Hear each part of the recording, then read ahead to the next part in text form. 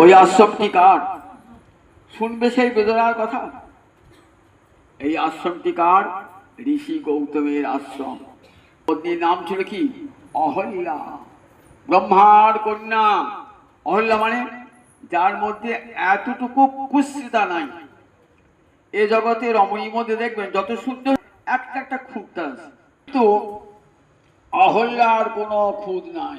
তাকে দিয়েছিলেন গৌতম ঋষিকে দিয়েছিলেন। জানেন গৌতম ঋষি তার রক্ষণকর্তাই একমাত্র গৌতম ঋষি হবে। গৌতমকে তার রক্ষার ভার দিলেন। অহল্যার বিবাহ হলো। আমরা এখন সকালে গৌতম ঋষি বেদ বিদ্যা দান করতেন, সেখানে দেবরাজ ইন্দ্র স্বর্গে দেবরাজ পড়তে আসতেন। কিন্তু অহল্যার এত সুন্দর রূপ দেখে দেবরাজ ইন্দ্রের অন্তরে কামনা লাগে। কি করে অহল্যাকে ভোগ করা যায়, অন্তরে চিন্তা আসে, কিন্তু রাজি হবেন না। তাই কি করলেন? গৌতমের রূপ ধরে এলেন, চিনতে পারলেন না। ভাবলেন নিজের স্বামী, স্বামী মিলন চাইলেন।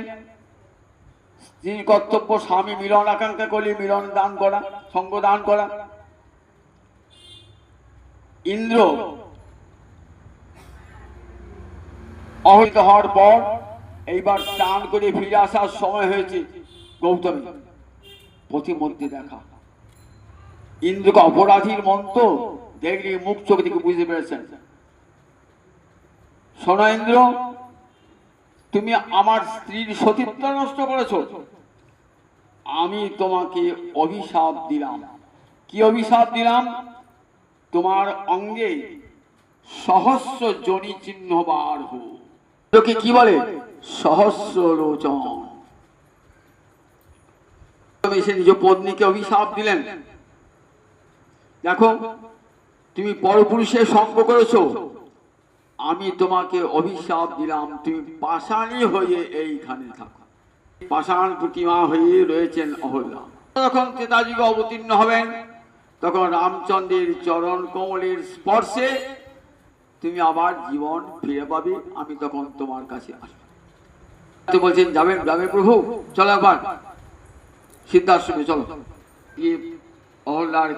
অহল্যার অঙ্গুলে স্পর্শ করেছেন না, আশ্রমে প্রবেশ করি সঙ্গে সঙ্গে অহল্যা একবারে মানবী মূর্তি ধারণ করেছে।